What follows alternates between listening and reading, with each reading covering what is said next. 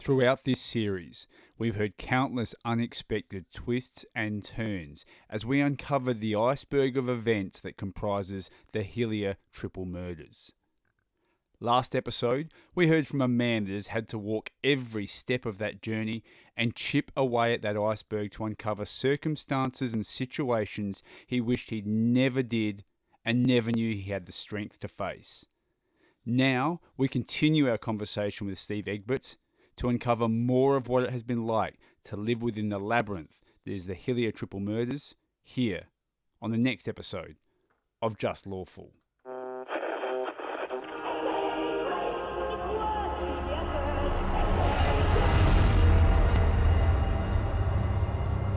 Adelaide is the perfect place to set a horror story. You know why all those films and books are always set in sleepy conservative towns? Because sleepy conservative towns are where those things happen. Exorcism, omens, shining, poltergeists. Adelaide is Amityville, or Salem, and things here go bump in the night. Welcome again to Just Lawful, where things do indeed go bump in the night. My name is Daniel Panozzo, and I am once again joined by my co-host, Sean Fuster. A huge thank you to everyone listening. If you haven't heard the previous episodes of this series and all of our work, we strongly recommend going back to iTunes or Spotify. Please rate, review, subscribe, all those things, and catch up on where we are now with this Hillier Triple Murder series. Before we begin, Aboriginal and Torres Strait Islander listeners are advised that the following program contains the names and references to people who have died. As I said in the open, in our last episode, we spoke to Steve Egberts and we started to peel back a few of the layers to understand what his experience has been like. Sean, what has this been like for you to hear Steve's version of this? Quite simply heartbreaking. To be going through this situation as a journalist is bad enough. Yep. To get to know a person who's going through this in that journalistic sense and interview them during this entire ordeal is frightfully harrowing. But to now hear Steve unvarnished, untapped, telling his story in his own words in full, look, heartbreaking is too small a word. I'd agree with heartbreaking. And when we left off in the last episode, Steve was telling us just exactly how hard and heartbreaking that was. We're about to jump straight back in, and as we do, we're going to pick up where Steve starts to give a bit of an insight as to why that is and his personal background and why that's so hard for him. I was also brought up as a ward of the state, and I understand the struggle of children in care. I don't want to see it happen to somebody else. You can't go through this and experience this much pain and want it to happen to somebody else. It's truly a destiny worse than death. Watch your little baby grandchildren be taken like this. But my concern is, and always has been, that when I reflect now on how much trouble Amber and Corey ended up in with us absolutely knocking down the door of child protection constantly, I wonder how many children are out there that don't have someone fighting for them, and just how much trouble they might really be in. Yeah. With only the influence of the department affecting their outcomes. It's definitely a worry. So you don't think that anything may have improved in child protection services since? Impossible. Okay. Purely hypothetical, we've got nothing to base on, but in your opinion? Oh, well, I know for sure. Sure. If you look at how they're reacting towards us, we did nothing to this department. We've never done anything to these people. Massive admiration for your strength, Steve, because as Sean said, the recurring theme through this is, and you said yourself, being a ward of the state yourself, this, as horrible as this has been for yourself and your family, what you do today and the way you stood up for this is so far beyond just yourself. You know, on behalf, and I'm going to speak for Sean here, we've got nothing massive admiration for what you do and the way you've gone about what you're doing. I want to shift gears slightly because we did touch on it. You know, we know that Stephen Pete went in and originally shocked everyone first day and actually put his hand up and said guilty to the murder of a vet.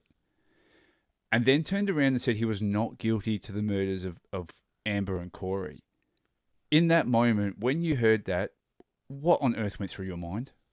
Well, I think what kept going through our mind with those words, fair trial, because it's only a fair trial for the perpetrator. Right. There's very few cases I see where it's a fair trial for the victim or victims, Sure. victims' families. I don't know.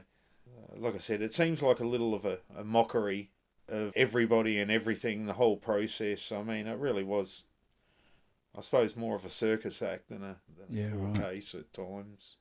First time I heard that, I was astounded. I can't imagine, and I know Sean sort of said he was in a state of shock going, hang on, what did I just hear? I can't imagine from your perspective what that sounded like. Like I said, you would think that it would just deliver a certain amount of shock value, but like I said, we were like living in a pinball machine, being bounced from one side of the field to the other. Yep. Nothing really seemed too incredible when we came across these things.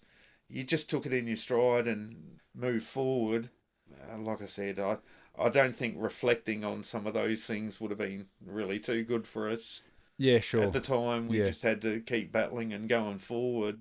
There's just some incredible events that evolved throughout the court case, you know, before, during, after. It just kept rolling on. That's one of the amazing things in this whole series that Sean and I have covered. You know, there's one element where there is this crime that happens and we move to the court process, and there's almost like all of these, I don't want to call them side quests that we've had to go down, these rabbit holes, the wormholes that we've gone down, where there's so much else that happened around this. And as you said, there's so much that happened to yourself and Janet throughout, not just having to be in court, but all these other departments, the interactions, the lack of information, the wrong information, all this other stuff, that the peripheral around this.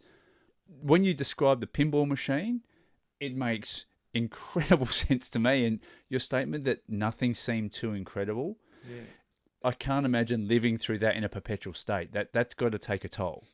Well, like I said, it still continues to this day. Yep. We can't seem to get out of this cycle. We're hinging a lot of hope on the upcoming coroner's inquest, and hope that, we don't know what that brings. We always hope that things will change our life a little for the better. Yeah. And fortunately, it hasn't panned out that way. Yep.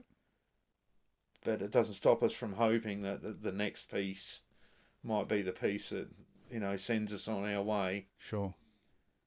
But I'm at the stage now where I don't really think that'll eventuate.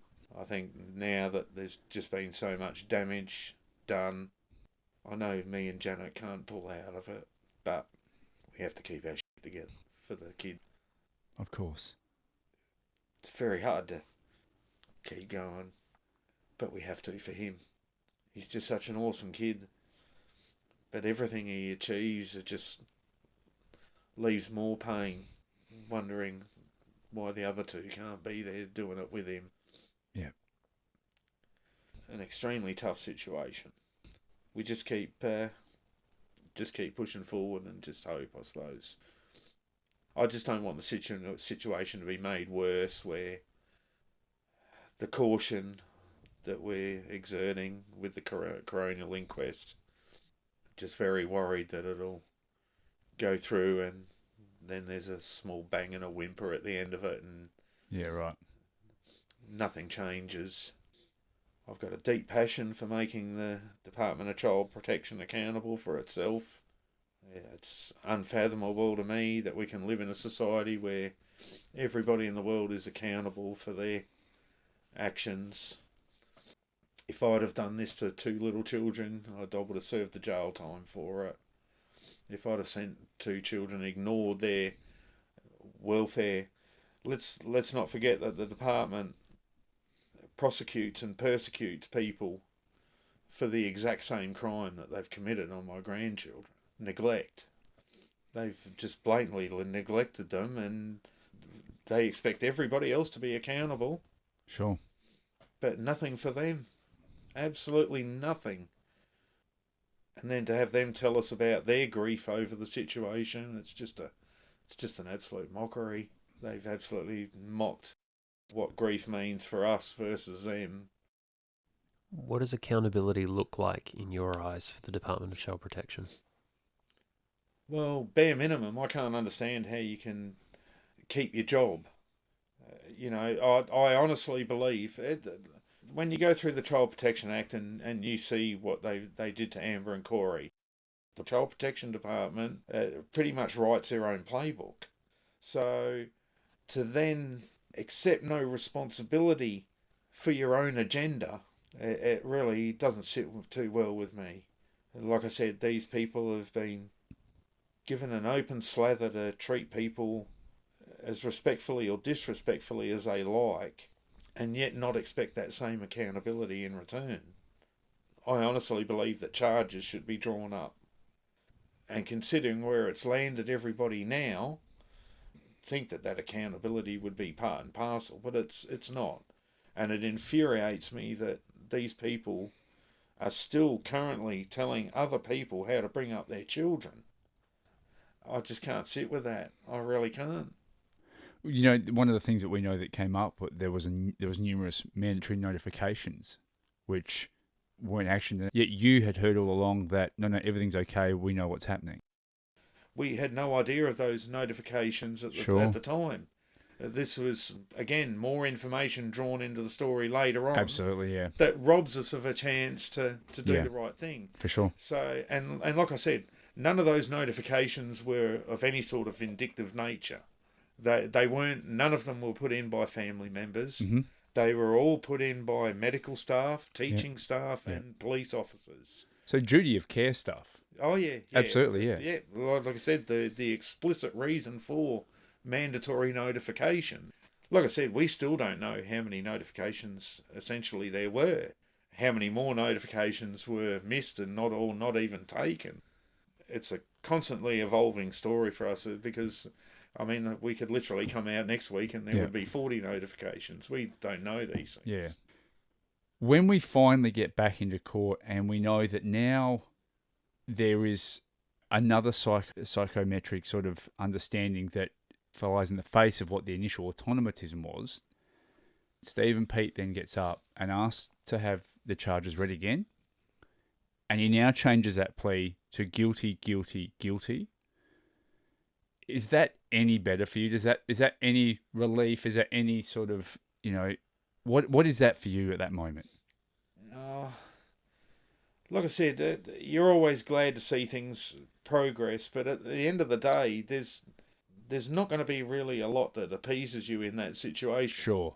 Because unless it can bring Amber and Corey and we back know to me, nothing will do that. That's right. Yeah, it's all just part of a process. You're just trying to swim upstream, I suppose, and make it to the finish line. Like I said, there were other factors that evolved from that as well, because when he'd initially pled guilty to Yvette's murder, but not the children, we were told that this results in a mandatory life sentence. That's right. Minimum 20 years, which, I mean, we never made secret of it either. We were never, ever happy with the length of incarceration that anyone ever talked about. Yeah, that's right. Then the realisation that Amber and Corey's deaths would only add another 5 years each was just completely devastating for us. Yeah, well, that was the next thing I was going to say, because we know that, okay, now he does that. That's one thing he said. And that part of the process, we tick along, we tick that box and we move on. The sentence is now handed down. And as you said, 20 years minimum for Yvette. Yeah. But they only then give 30 years overall. Yeah. As you said, devastating. No, that's... even from the broader context of 30 years for 3 murders, you're that uninformed before you go through the process that you don't really fathom what life means. Mm-hmm. And again, this is something else that I'd like to fight against. I'm just so totally offended by the term life. Yeah, right. Because they know that the public perception of life and their perception of what life means are very, very contrasting. I don't even see one complete life term being out of the question for 3 murders. Sure. yeah, like I said, it was absolutely devastating to think. And you've got to bear in mind that this bloke is going to walk out of jail, and my son's still going to be alive, my grandson's still going to be there. Yeah, right. And they're going to watch this, whatever he is, walk out of court, Sure. walk out of jail one day. This is going to be devastating for my grandson. Absolutely devastating. Yeah. Because he's going to be at an age where he understands the complexities here. The age he's at now, he can't comprehend the realities of. He still doesn't know how. Absolutely, yeah. The children Yeah. died that day. Yeah. You know, his journey is yet to start. That's a really good point you made there, Steve, because as much as yourself and Janet and everyone else around your son has gone through this, you're adults, right? Yeah. So as tough and as difficult as it is, you've got the ability to be adults to try and navigate this process. As you said, your grandson is not there yet, hasn't had the opportunity. And how hard is that for you knowing he's yet to go through what you have? Yeah, I worry every day. Because it's only going to take one Google search, one coming across one wrong person, accidentally coming across one wrong news article. And like I said, my big concern even then, I think the real impact for him may be when he's an adult and has his own children. Yeah. They'll get to 5 and 6 and it'll click. Listening to you say that, that's got to be... It's the most heartbreaking thing. Yeah. The kid's an absolute champion. Yeah. How he's got through all of this. I mean, it's way too much for a kid of that age to Absolutely. To have to comprehend. For sure. For sure. Daniel and I have both been fortunate enough to meet him. Yeah. And he is an absolute beauty of a young man. Such a kind heart. We constantly get references as... Like I said, there's many people that have no idea who he is and what happened to him, and you wouldn't know to meet him. No, no, and that's what everybody says. There isn't anybody that hasn't realised and clicked and gone, oh my God, yeah, like that kid has really stood up. Yeah. He's a very well behaved child, very motivated. Loves a challenge, loves trying to keep pushed through. Yeah. He's been dealt some pretty severe challenges already, and he just keeps punching through. And his heart, when you and Janet have told me about you guys going to visit the graves, the way that he looks after the graves, the balloons. Yeah, well, we're trying to... Like I said, a lot of everything that we do, too, is for him. He's too young to fight this fight, and I know that when he gets to an age that I'm hoping that we've represented them in a way that he'll be happy with. There's no doubt of that, Steve. Yeah. From an outsider looking in, Steve... Well, this is why we can't leave anything unturned. Sure. Absolutely.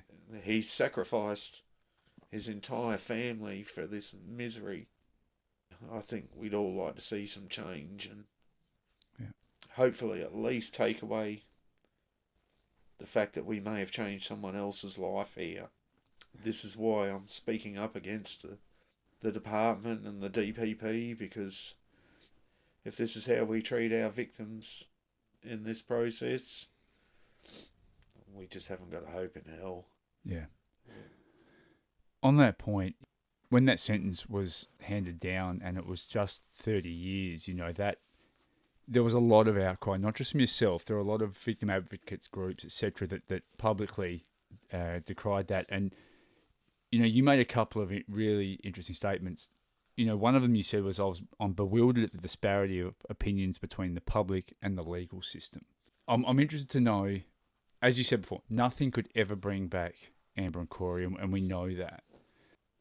What would have been, and I'll call it a just sentence, if there's such a thing, in your mind, what would that number have been? Because I agree with you. The concept of a life sentence doesn't make sense compared to what you and I think as to what they do. Yeah. What could have been just? Well, this is the problem that you find. I just can't see it being conceivable that our justice system is just so unreflective of public expectation and opinion. Yeah. Because every single person that we talk to, no one has ever walked up to us and said, oh, this really seemed like an adequate sentence. And bear in mind, we appealed that sentence and eventually turned it into a 36-year sentence, which rates up there with the longest terms given. Correct. Which, quite honestly, it's embarrassing. Right, well, because that was going to be my next question. Like, we know that it got up to 36. Well, I'm embarrassed for my grandchildren that their lives were worth this pitiful sentence. Understandable. Right? Yep. I've never met anybody that thought any differently. Yep. So where is the DPP representing the public in all of this? Sure. Because I know in our case, I don't think they've represented the severity of this crime and, sure. The legal system. I don't think they've represented the savagery of this crime, and we're not the first. No. There's many others that stand alongside us. Is there a number? And I don't know that there is. Is there a number that you could say that should be the number that attributed to this person's crimes? I'm not sure if there's a number. I mean, if you're asking me what I think was an appropriate sentence here, he should never have walked. Yeah. And that should have been the minimum sentence as far as I'm concerned. By which you mean life without parole? Life without parole. Yeah. Sure. Life without parole. We have to draw the line somewhere. Yeah. Look, I don't think you're going to get many arguments on that, I'll be honest. So where is that line drawn? How many people do you need to kill before we'll draw that line? And not only that, there's context comes into sentencing as far as I'm concerned. Yeah. Now, if you take a grandmother or an invalid or a young child... Sure. Where they have no possible defence to this crime. Absolutely zero. Amber and Corey didn't have not zero chance. Correct. Yeah, right? Totally vulnerable. The people you mentioned... They absolutely. were at the mercy of this bloke. The absolute mercy of this bloke. And I would think the same thing would occur if you had an invalid that was being attacked. Sure. An elderly person. Agreed. Which we see these crimes quite regularly. Yep. To me... there is something about that crime that I think has crossed the line. Sure. If they can't possibly have a defence, whether it's 10 blokes jump one bloke and kill him. Yeah. There are numerous references that you can scenarios, make. Yeah.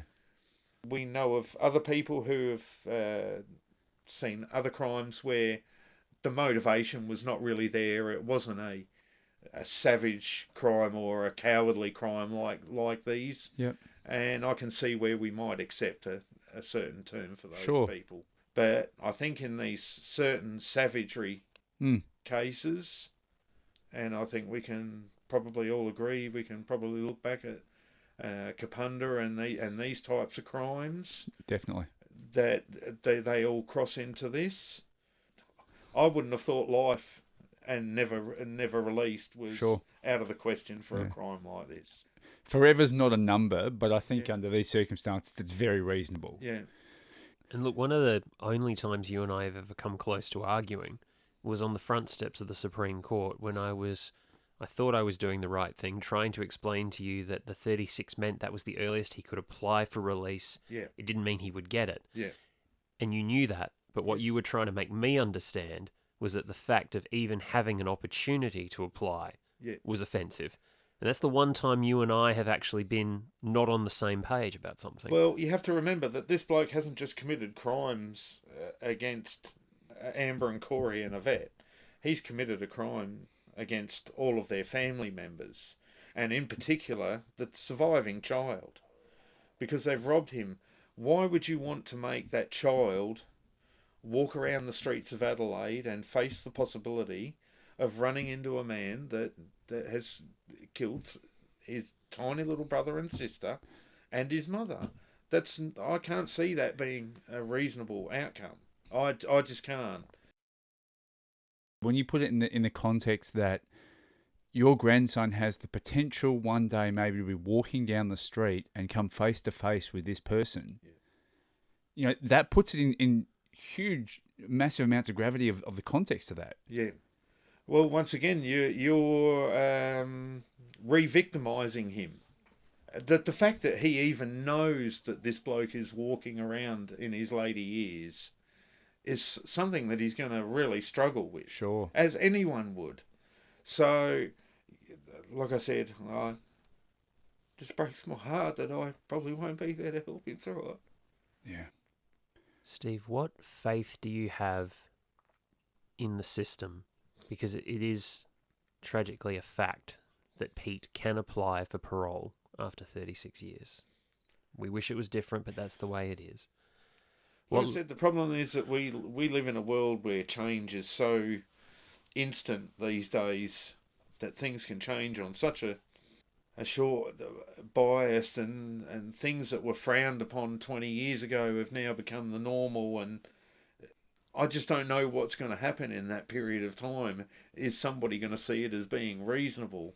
And unfortunately for me, I'm not going to be there to see that day. Yeah. So I don't know. My hope would be that I could stand there and fight tooth and nail to stop it happening. Yeah. I don't know why there's question marks to this. You know, quite a few people have mentioned to me, well, you know, they probably won't release him. They'll keep holding him back. But I'd just like to know that. And look, they might hold him back. They might. But they might also. They might not too. Yeah, exactly. That answers my question. Yeah, That just having that possibility is tough in itself. Especially when I don't get to sit there and defend it either. Sure. You know, I'm in my later years, and there's not much likelihood that I'll be in a position to confront that situation.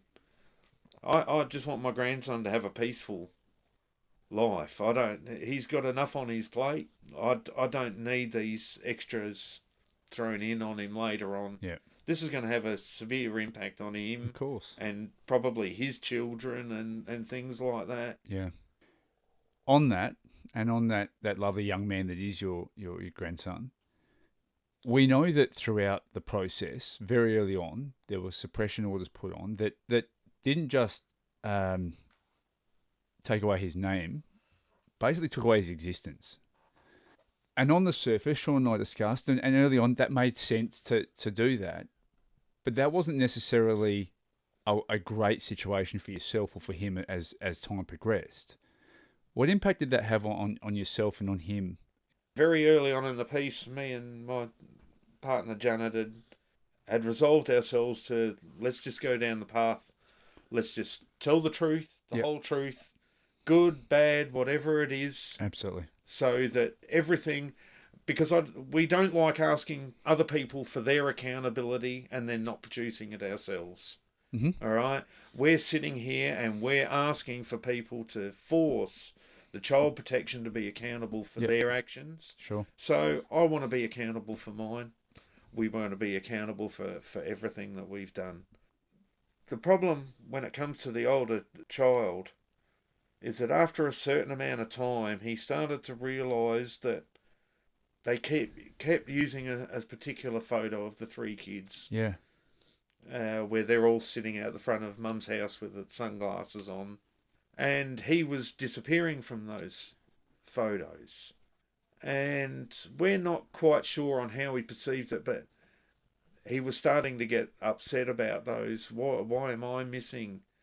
And we started to fight against it because it seemed like he was somehow maybe being shamed, that there was some sort of shame involved in the case. He's not. He's proud of his mum.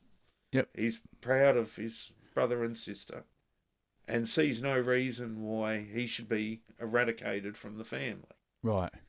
Because it was becoming apparent that he was starting to, I don't know, a lot of things go through a young kid's head. Yeah, of course. Dealing with all of this. And we just didn't want it to get to a stage where it was presenting as some sort of mental problem for him, that he could walk around and just tell everybody, look, that's me and that's my brother and sister. He takes it like a champ. There are many situations where we're confronted and he quite readily takes on that mantle, you know, of representing his family. Mm-hmm. But I thought at that stage he was starting to have that taken away from him. Yeah, right. That there was some sort of effect occurring with him, that every time he looked at these familiar family photos and was wondering, oh, why am I blanked out all of the time, you know? Right. So, and I really don't think the suppressions were so much. I think they used the guise of protecting the victims, but I think, in all honesty, if we were open to use his image and portray him publicly, that give everyone a better understanding of why this is such a tragedy. Yeah. Because they'd be forced to look at the result of all of this. And that's an interesting point you raise, because we know that eventually the suppression around his existence is lifted, and that's one thing. But that suppression was used, as you said, in a way that you weren't just fighting for that. You somehow became the beacon that had to fight for the fact that if you couldn't get that suppression lifted on the existence, that report in the Family's SA is not going to get released either. Well, this is where we thought it all originated from. Everything just felt influenced throughout the whole entirety of this all. Yeah. Right now to this day, 5 years later on, we feel that everything is somehow being influenced. Yeah. You know, you don't want to get into that realm of the tinfoil hat, but like I said, when it keeps poking you in the eye, sooner or later you got to stand there and concede that there's possibilities that exist there. So I'm pretty sure I know where everybody stands. It was one of the moments where I stopped and said to Sean, hey, sorry, what? Hang on, go back a step. Because I didn't understand, or I wasn't aware that a key piece of that report being released or not was this, and that the suppression. And that, to me, is astounding. I don't understand how yourself as a grandfather, just wanting the existence of your grandchild to be acknowledged, is going to be a key linchpin in whether this departmental report goes out. That, to me, was astounding. I couldn't... But now you put in the whole argument over the epitaph and you go, well... Look, and I think there's more and more. As I said, this case just continues to uncover new things for me that... Well, look, and I think for the three of us sitting in this room, you know, Sean, you learnt something you didn't know today. I've learnt more stuff. Steve, you've said that even listening to the coverage that Sean and I have provided has given you stuff that you didn't understand. That's... The fact that the three of us are still finding that out is astounding to me in this. Well, it's a very cruel fate to sit here after 5 years, and I've still got many, many questions. Yes. Like I said, even like the court process, I don't agree with how we do the court process. Because we were warts and all truth, we would have been more than happy for a jury trial, where all the evidence gets thrown out there. Mm-hmm. Instead, we're still sitting here 5 years later waiting for a coronial inquest just to get information that we probably could have had years ago. And like I said, one key piece of information being released can change the context of the story so severely. Yeah. You just can't believe it. We can be so far deep down a track or a path in this journey, and then somebody turns around and says something to us, and it's all out the window, and we start again. So we're going right back to the fork in the road, and then have to try the next way. Yeah. And this is what we're still doing after 5 years. Nobody deserves a fate like this. We're trying to do all of this for my surviving grandson. Because he's not able to do this, we are trying to do something that he can reflect on later and say, they did everything possible here. Yep. We don't want any question marks left for him, right? We want to be able to give him a complete and utter story. Sure. So that by the grace of God or life, that he can somehow move forward later in his life and have somewhat of a normal life. Yeah. That's all we want to do. But we don't see this happening with so many questions still left. With that in mind, we know that by the time this goes to air, it's no surprise that they're going to put another coronial inquest. So that's, I guess, if you want a success, there's a coronial inquest that's about to be embarked upon. What are you hoping from that? We don't know how much hope we have left. Well, like I said, there's quite a bit of difference between what you hope and the reality. Mm-hmm. I think. What would you like to see it uncover? With child protection, nothing is ever going to change. People talk to me about all sorts of scenarios about what we do with child protection. None of them matter unless you can be accountable. Nothing will ever change. So I'm not interested in hearing anything except accountability. All right? That's the starting point. That's just the starting point.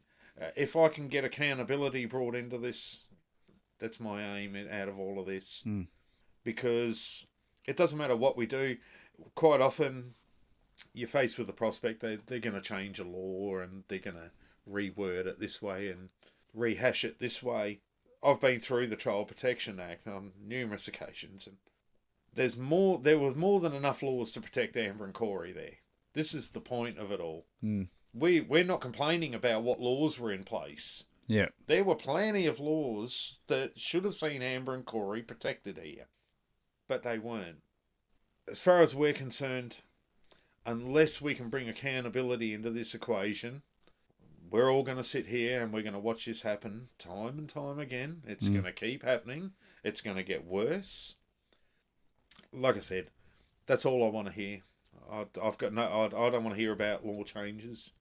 I don't want to hear about finance problems or any of these types of issues that just keep being thrown at me. Without the accountability, all of the rest becomes irrelevant. Yeah. Steve, look, throughout all of this, and I'm going to go back to something Sean said a lot earlier on, was, a lot of what you do now is absolutely going beyond just yourself. You are, meaning to or not, absolutely being an advocate for those who hopefully will never have to go through what you have.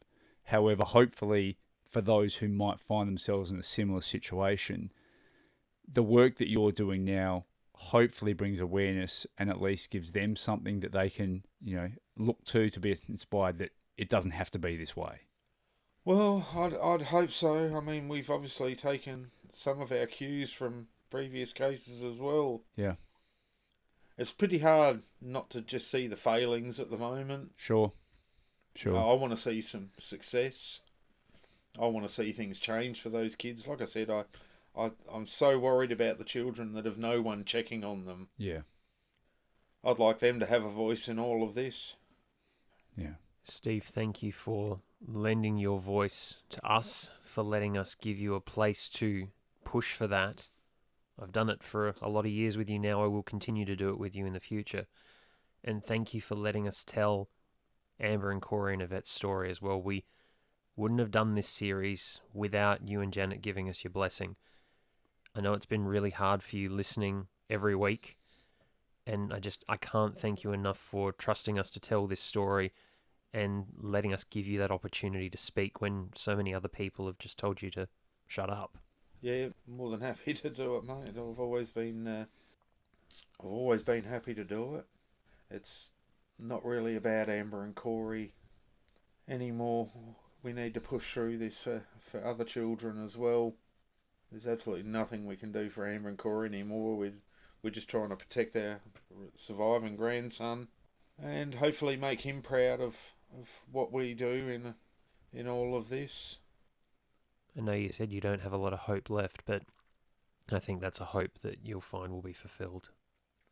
I hope so.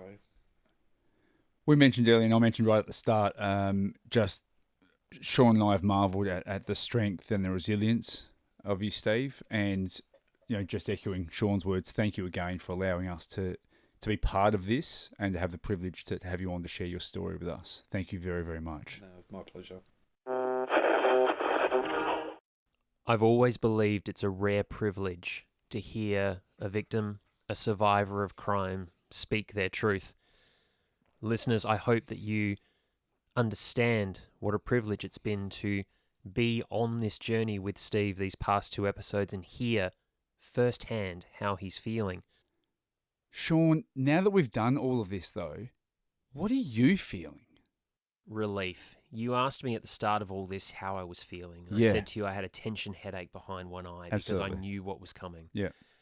Part of my reason for doing this series is to be able to vent my experiences. Yeah. You've all benefited, suffered through my experience with this case.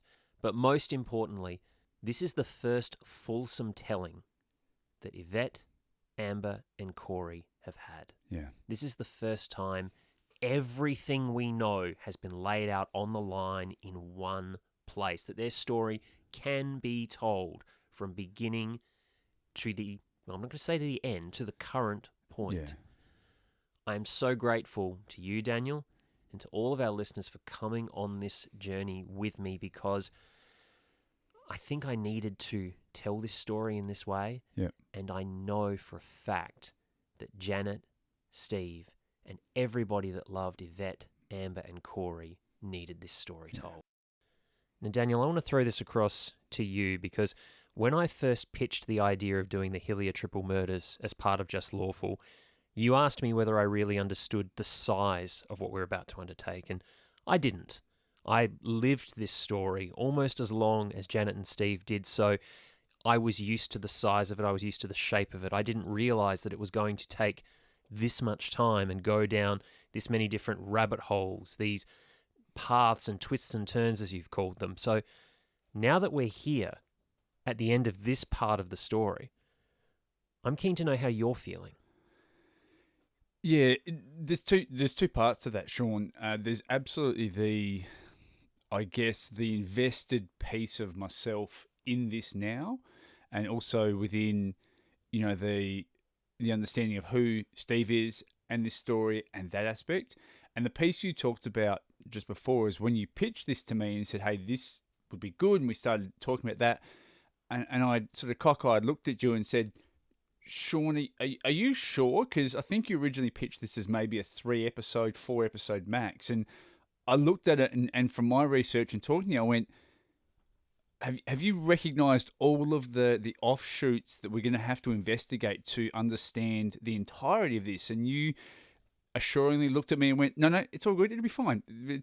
I reckon 3, maybe 4, and we'll be out of here. And I kind of went, I'm not sure about that, Sean. And I remember a couple of weeks after us starting to do this and unpack it, you came back to me and said, oh, yeah, okay. I kind of get where you're coming from now. So there's 2 parts. That's that part of the, I guess, the behind the scenes piece, which, it was a huge undertaking to get this out. I mean, as many episodes as it is, I think it was really important to do it. And it was very gratifying to be part of the process. That's the first part. The second part, which is the first part you asked me, was how am I feeling? Look, as I said, it's to unpack this, to go through this, to start to finish. The first 24 hours of your investigation to this we started with, to get all the way now through to having spoken to Steve in the studio. Look, there's a part of me that's absolutely emotionally, mentally invested in this. Having met Steve and certainly previously having had the opportunity to meet his grandson as well, there is a huge investment piece in that, and the feedback that we've had from Steve and his partner Janet throughout this has been incredibly heartfelt and gratifying and humbling. I guess if I was going to choose a few words, Sean, it would be grateful in this is hopefully going to come out the right way, for never having, hopefully, at this stage of my life anyway, not having to have gone through the sort of situation and circumstances that Steve and Janet and their grandson has, and certainly not sort of Amber, Corey, and Yvette as well. I certainly want to put that part in there. It makes you incredibly grateful to know that's the case. It makes you angry, just frustrated, just almost embarrassed at times for how some of our systems have treated these people throughout this as well. So just a huge amount of melting pot of emotional sort of outpouring has gone into this from myself. I think it comes down to what you said a moment ago about having been able to tell this story in a completely different way. Yeah. We said at the very beginning of this entire podcast, this whole project, that this was about being unrestrained, telling the stories the way that I felt they needed to tell. I'm very grateful that we've had this opportunity to put this down as it is, as a living history, as an oral record of what has actually gone on to this point. Yeah. To the closing of the coronial inquest, before the coronial findings come out sometime in the future. Yeah. Because one way or another, this story's now been told as fulsomely as possible to as many people as have heard it already, and will go on to hear it in the future. Sure. And I'm very grateful to tell this story unrestrained so that you all understand what these people have been through and how much larger a picture it really is. And to that point as well, Sean, you do need to give yourself a pat on the back, because this has only been possible through the integrity of A, your work as a journalist, as well as B, the relationships that you've created and continue to breathe life into with not just Steve and Jane, a number of the people that you've been involved with throughout your time in court, but certainly in this circumstance, it wouldn't have been possible without the integrity of your work as well as you as a human being and the relationships you have. So you need to give yourself a pat on the back as well. I can help you bring this to air, but it's through your work that this actually happens. So thank you for that. And thank you also to everyone out there that's been sending me messages through social media. It's gratifying how many people are checking on me just in an emotional way, making sure I'm actually okay. So thank you all very much, not just for listening, but for caring. Yeah, and I can't understate that, how much that means to Sean to receive that, and to myself, and all the feedback we have got around this. And we ask for it, and we say it every week, and we do it because, A, it's meaningful for us. The meaning that it's having for people and the way it's touching people and their feedback to us is just truly gratifying. I'm going to exhale really deeply here. I'm going to join you in that. We are at the conclusion of bringing this case to the public for, I guess. And this has been the Hillier Triple Murders, and it has been a saga. Let's face it, it's been a saga. I mean, we will come back to this when the coronial findings get handed down. There is no doubt about that. But for now, put a pin in it. Absolutely. That is the Hillier Triple Murders. Now, with that said, it means that we move onward and upward and what's next. And Sean and I, we talked about this, and we've gone back and looked, and let's face it, our first foray into this world has been some pretty dark and gruesome and grisly stuff. So next week we thought maybe it might be a really good opportunity to maybe change it up slightly, a different flavour. In fact, maybe a palate cleanser might be in order. Sean, any thoughts on what we might want to bring as part of that? Yeah, I've got an idea. I'm not going to tell you what it is right now, and I'm not going to tell the listeners what it is right now. It's still going to very much fit into the theme of, is this outcome just or is this outcome lawful? Sure. It's still going to fit very much into looking at some of the more unique elements of the South Australian criminal system and also the law. And I've got one that I don't think you'll see coming. With that in mind and with that stated, we want to thank everyone who listens to our broadcast on 5AA. We also want to thank everyone who is listening to the podcast at iTunes and Spotify. Please go onto those platforms, rate us, review us. 5-star ratings help more than you can understand, because that's how we get our broadcast, our voice out to the rest of the podosphere, and you're helping us do that. So if you like what we do and you want more people to know about it, please help us by doing that as well. If you want to get back in contact with us with some feedback and whatever you have, commentary, etc., you can do that through @JustLawfulPodcast on Facebook and Instagram. Of course, @JustLawfulPod is on Twitter. You can also follow Sean and all of Adelaide's True Crime, and he's @SeanFuster on Facebook and Twitter. As we wind this up and we, as you said, put a pin in the Hillier Triple Murders, we want to remind you one more time. We want you to enjoy our work, but don't become our work. And we'll speak to you on the next episode of Just Lawful.